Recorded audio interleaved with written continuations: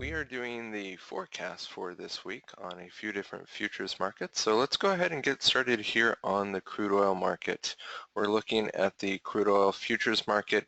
As you can see on the daily time frame, if we blow this up and zoom in here a little bit, you can see that we are down and trending based upon our neural network trend following software.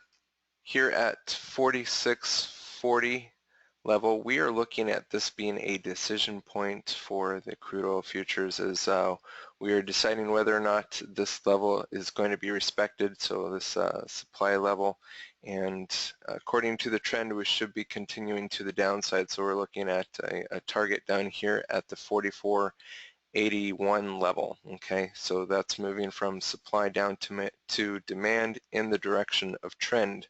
However, if we do not confirm, if price does not print below this point, then we are looking for price to go above this point, above this previous pivot up there, and this would be the counter trend type of scenario as we come up even higher and possibly reform this level and then pop into the 50s, going all the way back up to like 55 is the level that I'm really looking at in a counter trend mentality. But let's not focus on the counter trend so much. Let's look at the trend follow, which is the safer of the two. So again, we're waiting for confirmation and to move it down to the 4481 level.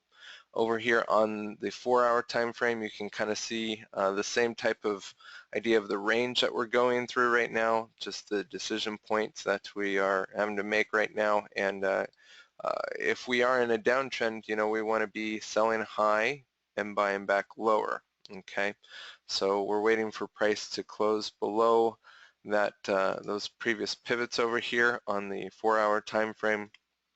This zone down here is the zone that we are looking at as far as it coincides with the fractal confluence from off the daily. Okay, so if we look at our daily time frame, you can see where that level coincides there as the fractal confluence helps us really refine where these turning points and these decision points are here in the marketplace. Okay, so we know that we're going to have a little bit of support coming down along the way, but this is the area that I'm really most interested inside that daily zone there. Okay, so let's go and see what happens here in the next week, and let's move over to our next market now.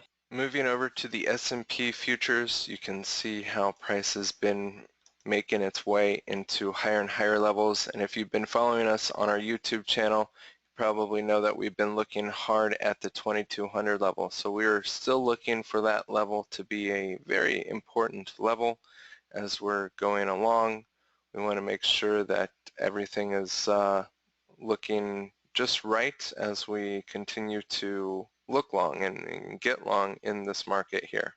From the big Fed news announcement, you can see here on the 4-hour time frame that we had a 60-minute level. This is what's highlighted here, 60-minute level and 4-hour levels. You can see where they both coincided, and now we keep on moving up towards the 60-minute level, and I'm really looking for price to again break up to the upside to retest this level. It's already been hit a couple times, so it's weak to the upside.